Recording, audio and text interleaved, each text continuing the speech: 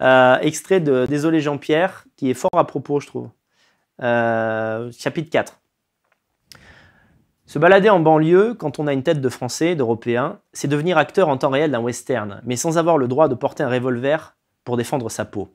En cité, les étrangers, c'est nous. Dès qu'ils nous voient approcher, ils se sentent acculés et montent en pression d'un seul coup, en s'imaginant qu'on est venu leur faire je ne sais trop quoi. Tout se passe comme si on entrait dans un saloon, sans en avoir demandé la permission. Les mecs arrêtent de jouer aux cartes et te regardent de travers pendant une plombe. Impossible d'y échapper, vraiment. Il suffit qu'une gamine nous voit arriver depuis son balcon et elle prévient toute la smala que des nouveaux sont dans la place. On ne tarde pas ensuite à voir débouler les grands frères. Mais quand ils comprennent que vous n'êtes pas un keuf, ils se contentent de vous reluquer comme si vous étiez une flaque de vomi à qui Allah aurait miraculeusement octroyé le don d'existence. Leurs yeux n'expriment que de la colère sans cause et de la bêtise pure. Parfois, ils vous demandent une clope, ou mettons, vous êtes en train de boire un coca, et ils vous demandent si vous n'en avez pas une gorgée pour eux. Si vous n'avez pas de clope, ni de canette de coca, ou soyons fous, si vous n'avez pas envie de la leur donner, parce que ce sont les vôtres, ces bouteilles de coca par exemple, c'est votre droit, alors là, malheur à vous. Fils de pute, nique ta mère, crevard, t'es un trou d'enculé. Une fois, je m'étais oublié et j'avais enfilé un t-shirt arborant les couleurs du drapeau français en allant leur rendre visite. L'erreur à ne jamais commettre.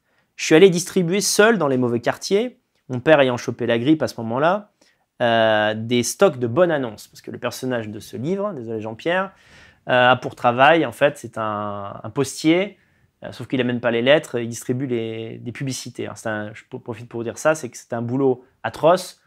Tout le monde vous déteste parce que personne veut des pubs qui encombrent le couloir d'entrée, quoi. Donc tout le monde vous déteste. Et les racailles en particulier. J'ai distribué dans le quartier en portant un maillot vaguement patriote. C'était pas méchant. Un coq bleu-blanc-rouge près du cœur, un tout petit coq. Ils m'ont d'abord jeté des œufs depuis les hauts étages. Ensuite, comme je comprenais toujours pas le message, c'est-à-dire que je devais partir, parce que ces enflures sont chez eux, faut le savoir, ils sont passés aux pierres. Ils me jetaient des cailloux, cachés derrière des buissons, perchés sur le toboggan des espaces verts, depuis leur mobilette, de partout, et ils le faisaient de toute leur force, pour me faire mal. Je suis parti illico. Une pierre énorme qui aurait pu me tuer a cassé la vitre arrière de ma voiture. J'ai pas cherché à obtenir réparation. J'ai battu en retraite. C'est normal en banlieue tout ça, des banalités. Le quotidien des Blancs tenus de cohabiter avec la diversité. Diversité. Joli mot du vocabulaire gauchiste pour dire ennemi. Sauf que la banlieue, elle n'est pas dans un autre pays. Elle est à 2 pas des centres-villes. Ils sont là, tout près, à 5 minutes de marche de chez vous. Juste à côté de chez toi. Chez toi, en fait. Et là, je sors du livre, c'est exactement ce qui se passe à Irani. C'est-à-dire que là, tu peux pas dire je m'éloigne un peu de l'épicentre du bordel. Ils viennent te chercher. Ils ne sont pas loin. Ils sont à 5, 10, 15 km.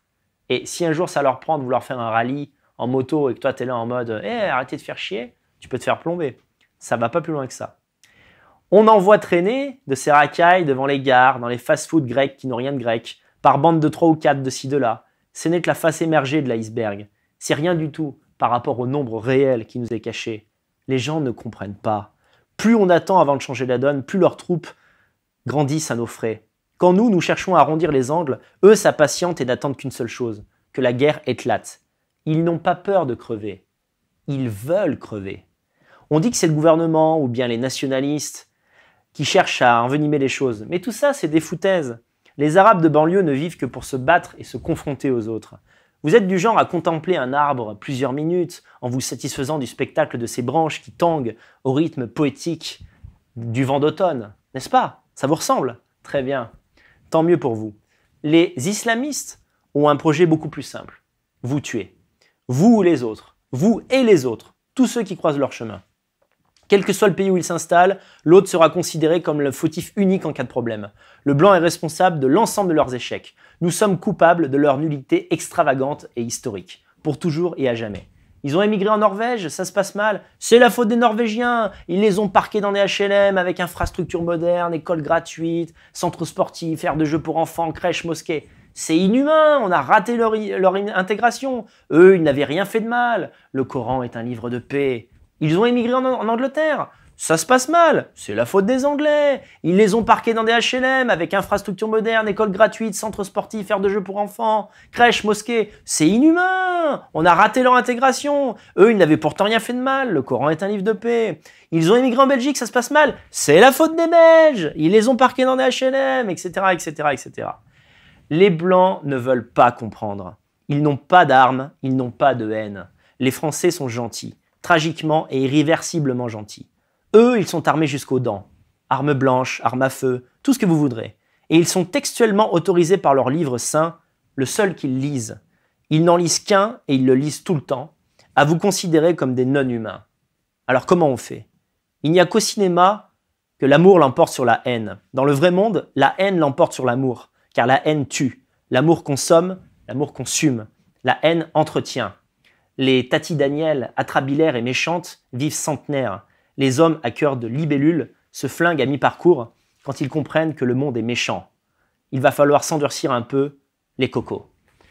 Voilà, c'était un petit extrait que je tenais à vous lire de mon livre, parce que j'en parle en fait très rarement. J'ai sorti ce bouquin il y a 2 ans, et je trouve que la situation en France fait songer à ce livre. Alors au-delà de... Échec, voilà. Échec, voilà. Au-delà d'en parler, bon, si vous tapez Désolé Jean-Pierre Conversano, vous allez tomber dessus. Sur mon site danielconversano.com, rubrique boutique, bien, je propose aux personnes qui s'abonnent à superdanielive.com à l'année, attention, à ceux qui s'abonnent à l'année, donc ça fait, si vous abonnez en un coup à l'année, ça fait 11 € par mois en gros, eh bien je leur propose jusqu'à nouvel ordre, jusqu'à ce que je dise jusqu'à ce qu'on épuise le stock, eh bien Désolé Jean-Pierre gratuit.